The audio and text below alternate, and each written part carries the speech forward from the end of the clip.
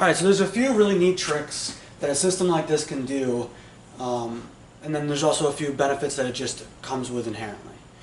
So let's start with the benefits that comes with inherently, and then we'll go on to explain and actually show you some of the cool things it can do. So the inherent benefits of a system like this is it's the same weight and complexity as a normal manual transmission. There's no computers controlling it, and the amount of parts you eliminate weigh about the same as the amount of parts that you've added. On top of the benefit of eliminating those parts and any complexity that might have come with a system like this that multiplies torque and things, is you also have eliminated maintenance along with some of the complexity that most systems like this would have. So it's completely manually controlled, and there's no clutch that could ever wear out, so there is no clutch to replace, and so the maintenance of a manual transmission becomes a very long-term thing. It's a possible rebuild at the end of its life or nothing, basically. And so that's the big inherent benefits that this system comes with. Torque multiplication, no maintenance requirements, and the simplicity of still not being computer controlled.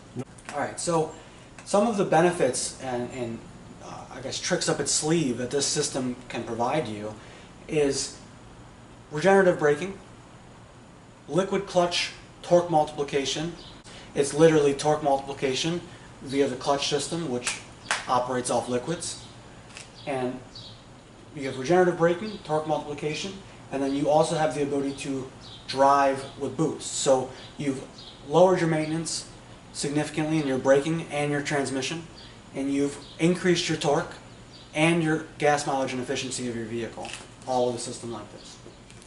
So the first thing that we can show you is how the system, when you start it up, it's going to, like a standard automatic transmission, it's going to allow you to stay steady, sitting in place, the vehicle not rolling forward, even if you're in drive, but it's going to apply a light amount of force to drive the car maybe a mile an hour forward if you let off the brake, just like an automatic transmission does. So we'll start by showing you that, and then as well while it's running, I'll show you what happens when I engage the clutch, so you can see the obvious differential of what happens when there's no clutch engagement and there's no power to the rear wheels and they're just gliding along with residual power, and then when I engage the clutch and they actually have full torque of the engine put through them.